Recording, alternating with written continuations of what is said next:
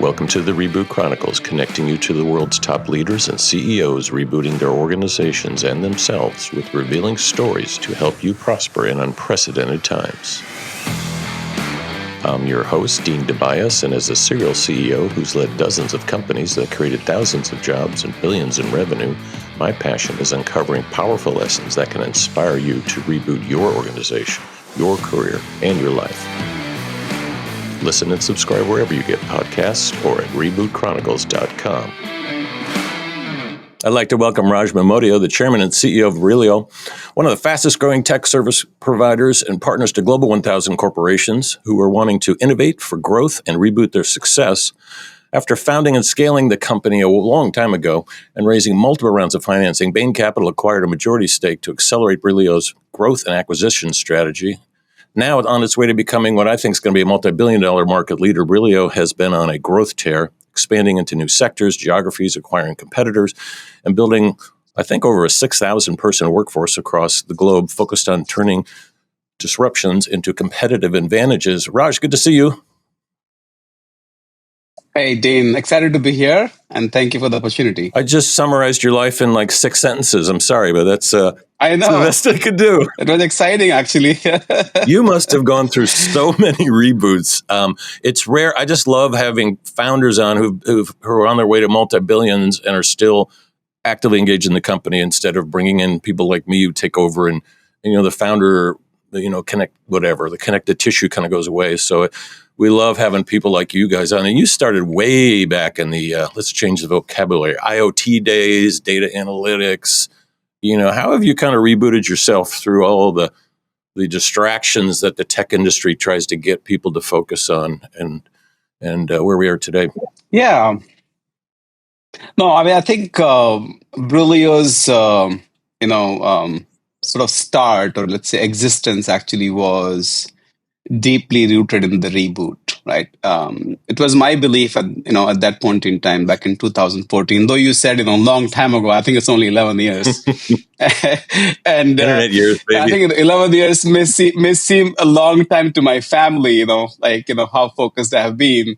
But I think in our industry, I want to say there's no company that was born in 2014 and is doing as well as we are doing. Yeah. There's none.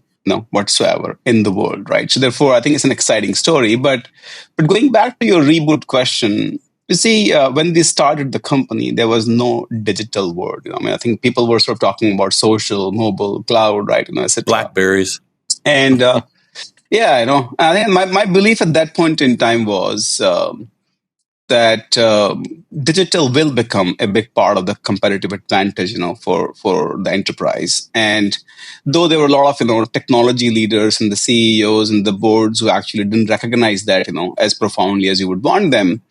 But then, COVID taught us that everyone actually got behind that agenda very quickly, right? So the point was that when I saw that, I said, hey, this will require a very disciplined approach. So like you said, technology has a lot of distractions, but I think I also feel, Dean, that easy money is also a big distraction for companies, right? Particularly for services companies, right? So for me, I think from a reboot perspective, when we got focused on building this company, we not only had to be very disciplined on 4 superpowers of technology, but we also had to be very disciplined on saying no to easy money. Right? Because that allowed us to build capability, solutions, differentiation that drove significant impact for our customers, right? So I would say that, Brillio started with a reboot story. Mm-hmm. And that reboot, I think, was,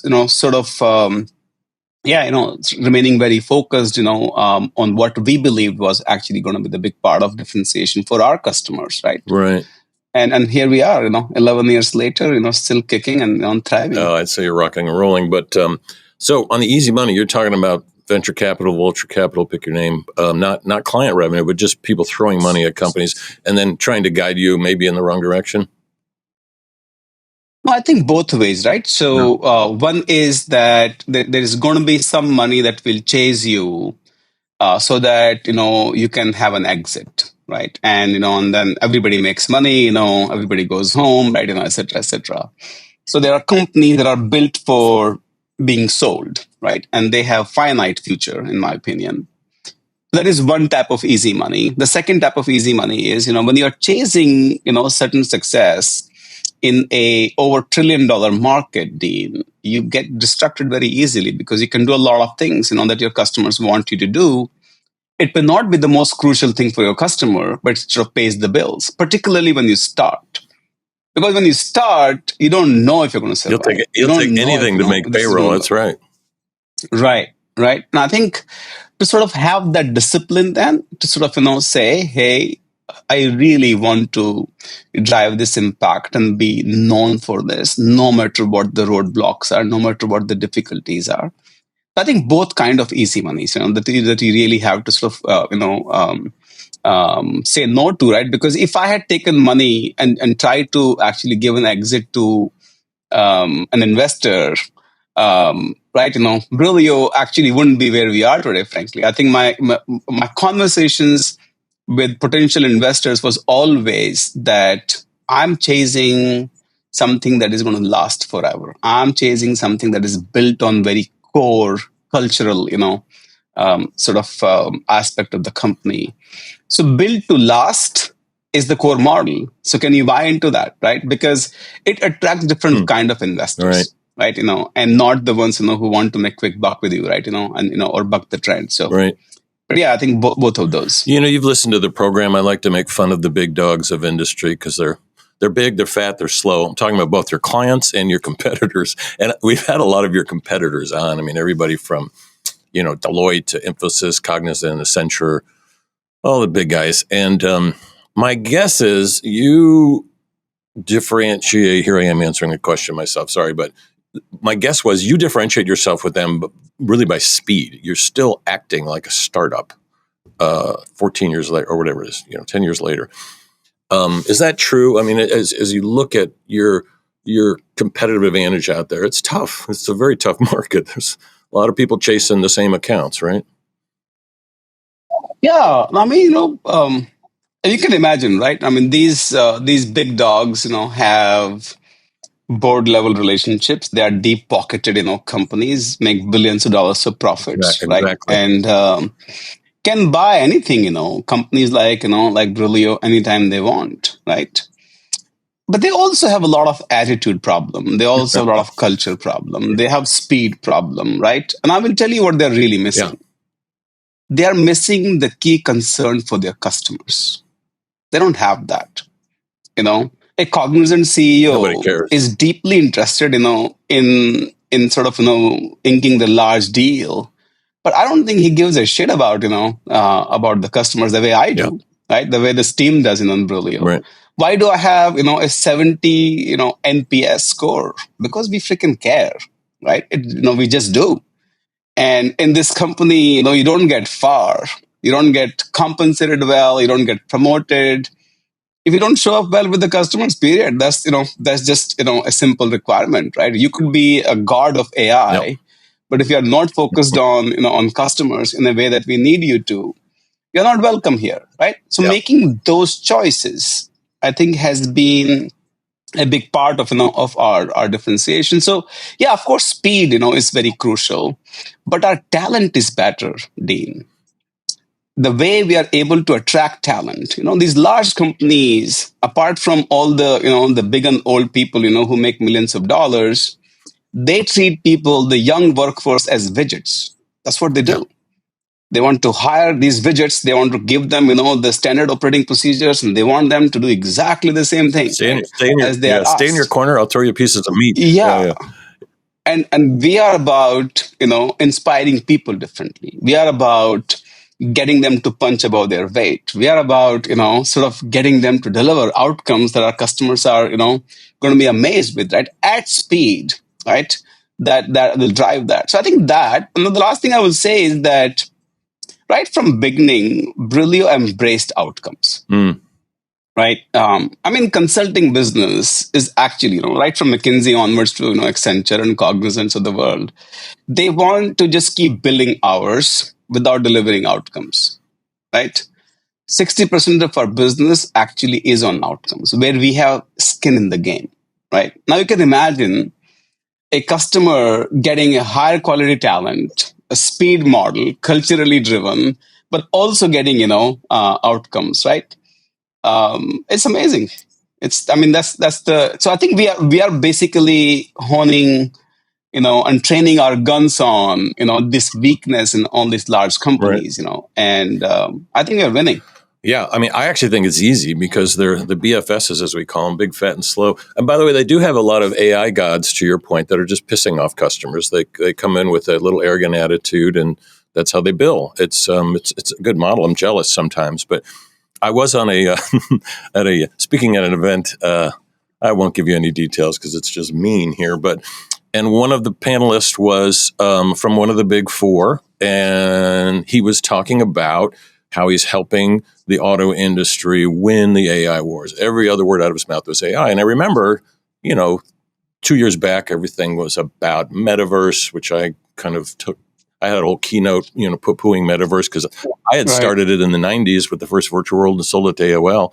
And it was about as popular then as it is now.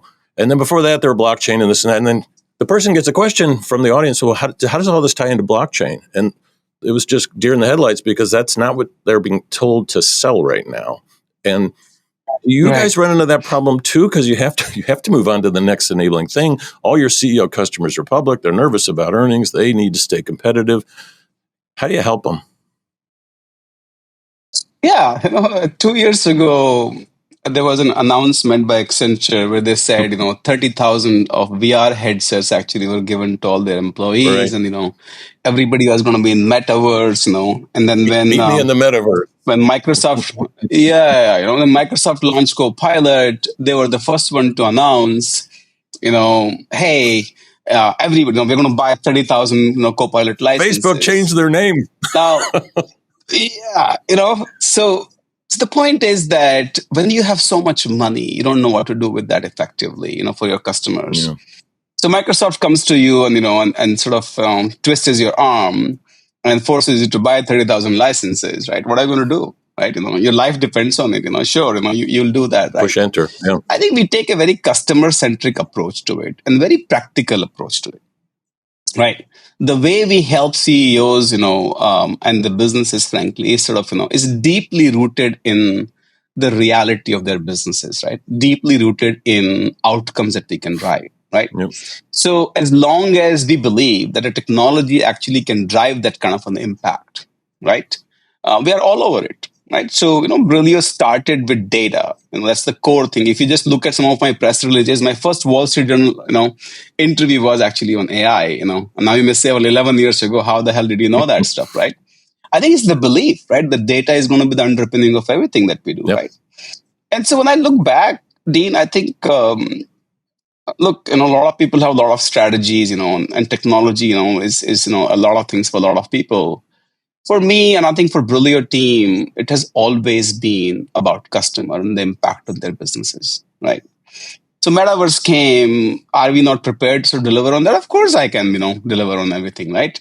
But it's not about Metaverse. Can Metaverse really impact a payer's, business, a pharmacy business, a bank's business, right? And like, hey, what's the impact, right?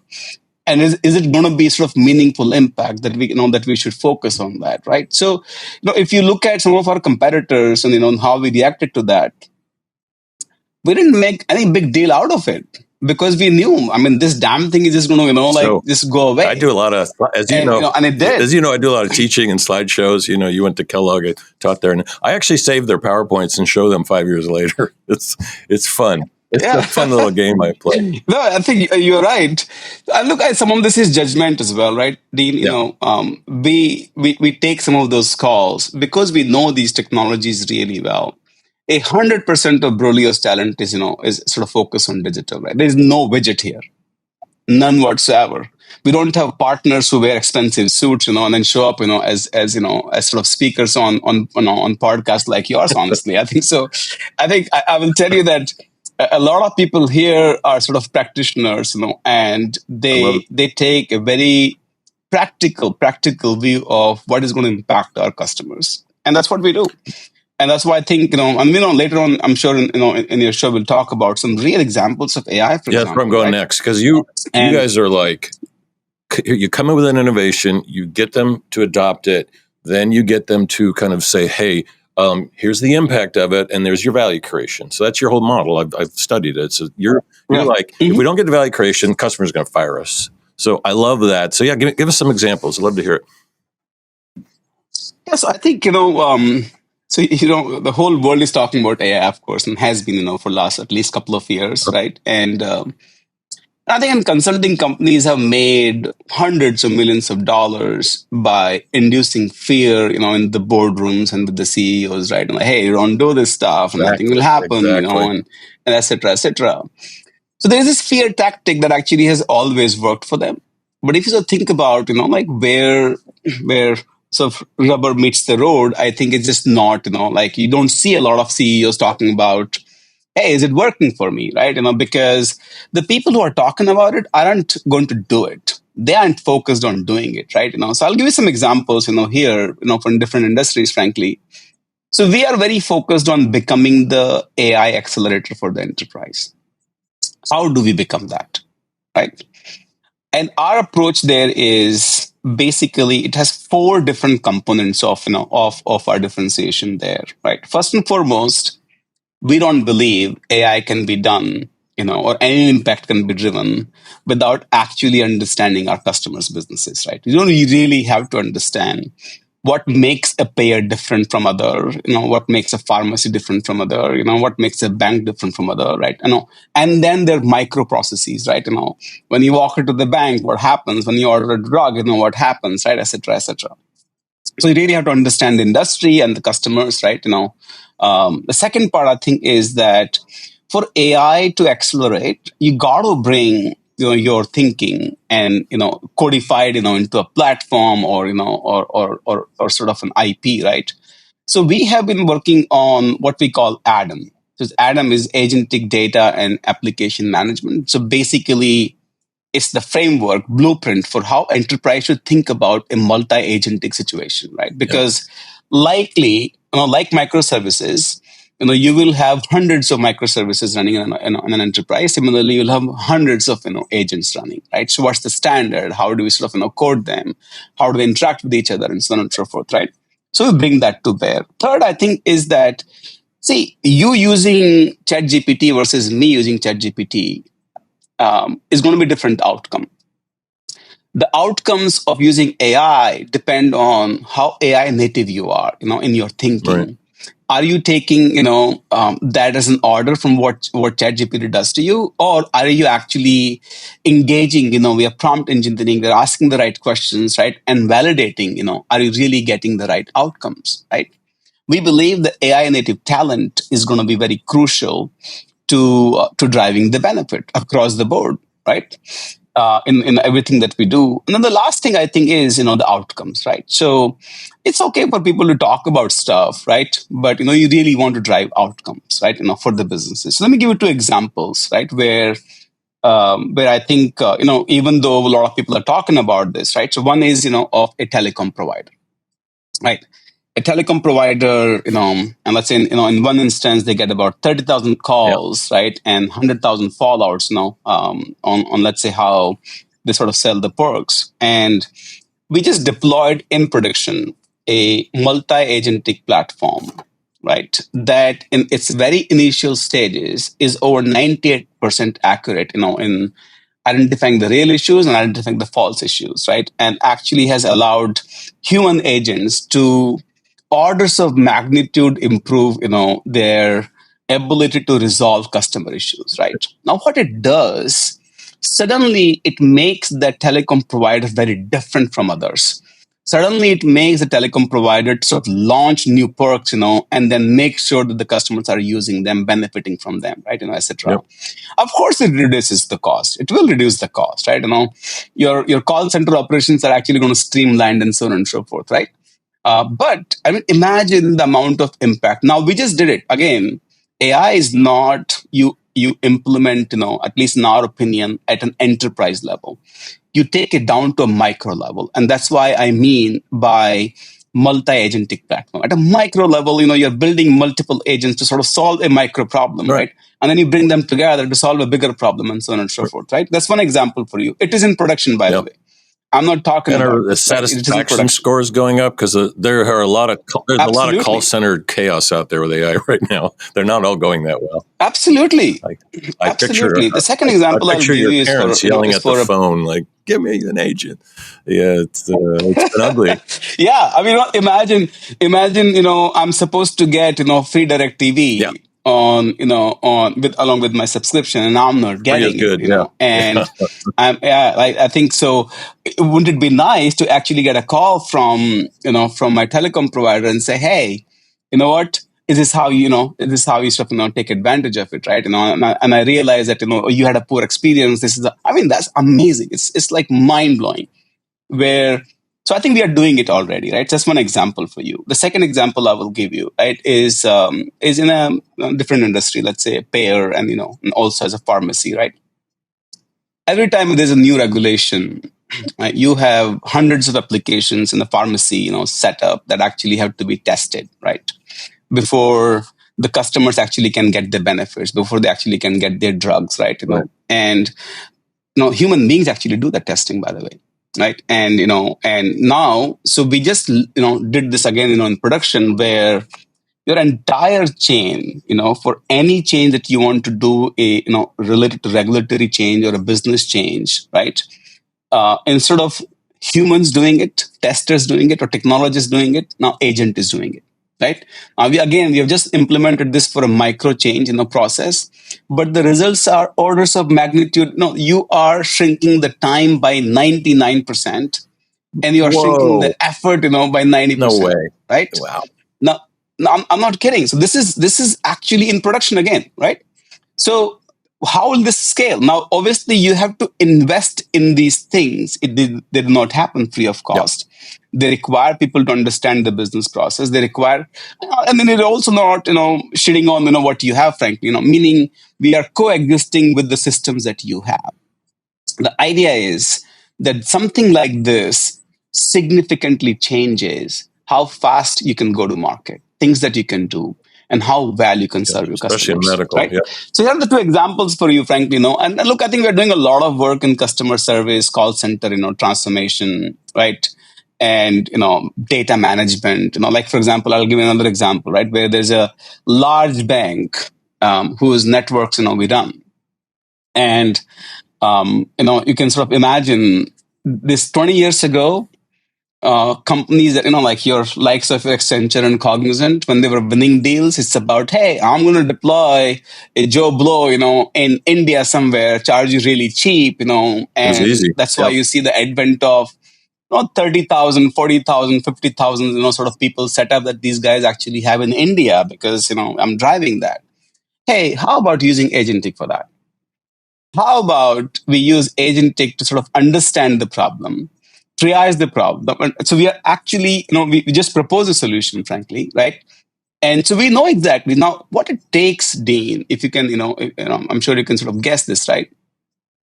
In technology over the last 30 years, we have created these silos, right? Where a network engineer doesn't really understand what AI is, why machine learning is, like, et cetera, et cetera. A data guy does certain things, and an application developer does something things, right? right. Etc.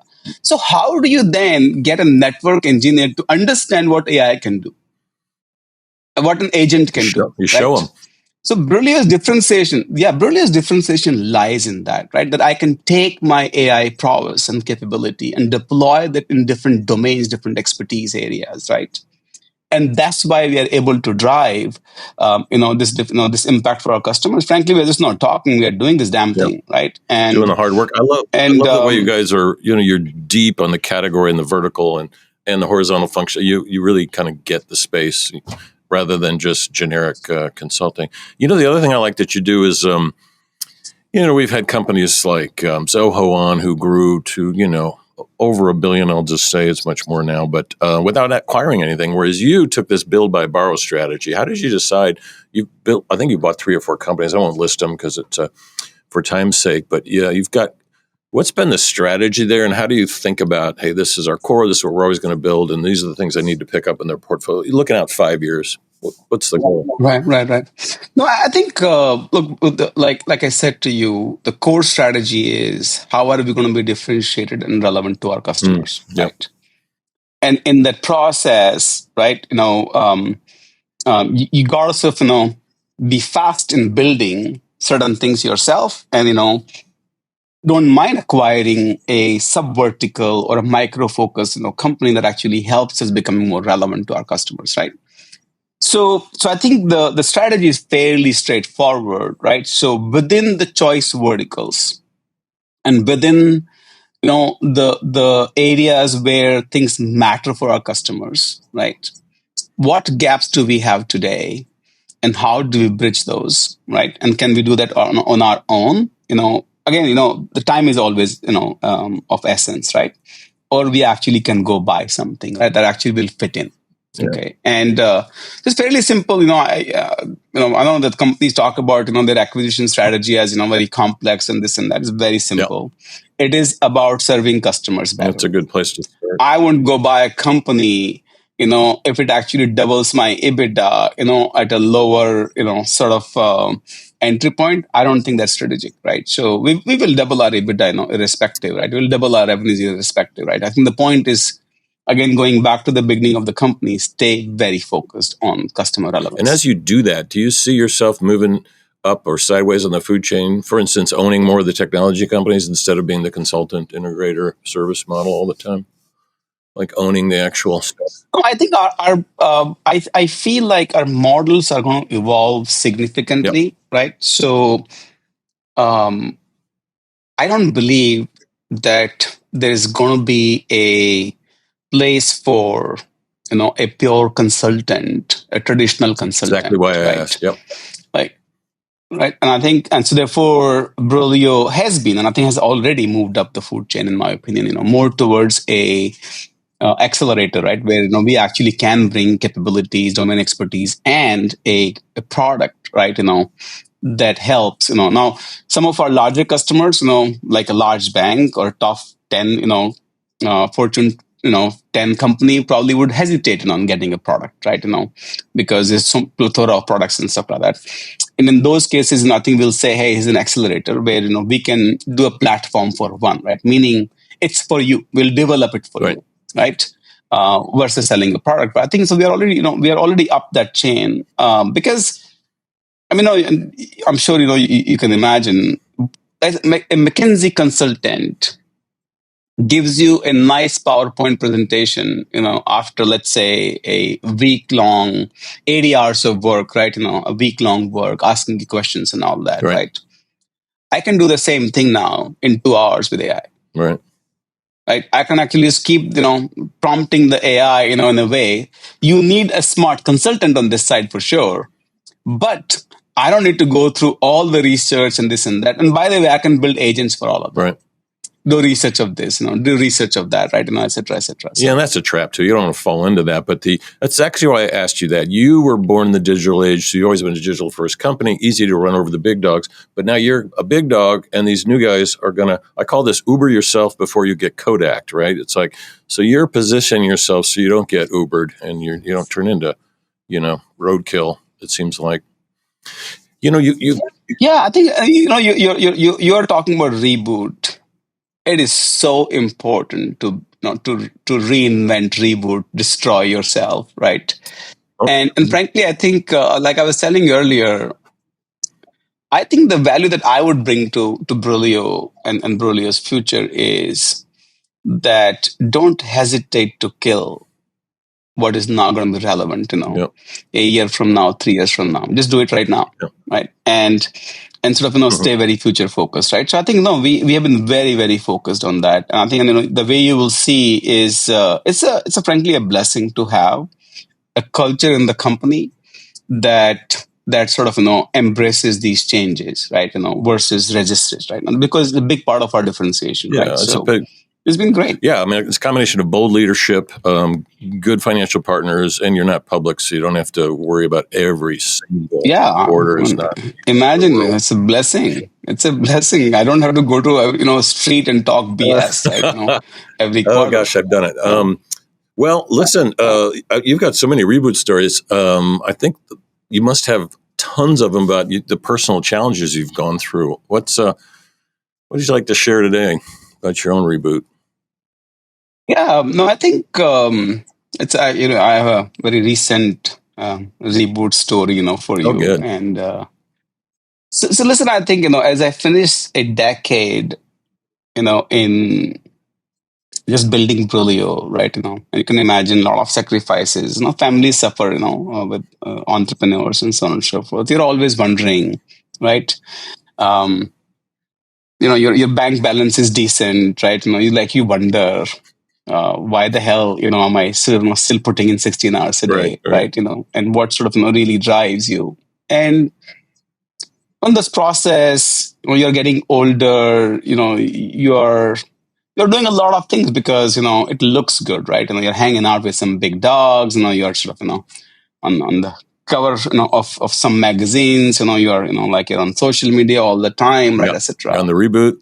And frankly, yeah, I think, and that was a good time for me to actually reboot. I went to Mount Everest, area for a base camp, hike that I've been wanting to do like forever, Whoa. right? And I took that time, frankly, not thinking about business, just thinking about what is important to me, right? What is really important to me, right? And I think in that process, what's happiness? Happiness is not, a sort of intense personal success or a big mark. I think happiness is winning every day. It's the positive and consistent experience, a coffee with a friend every now and then, right? Something, you do with the family, right? With the boys and so on and so forth. Right. To sort of come back and sort of not worry about what the investor would say, what this would say, what that would say, right?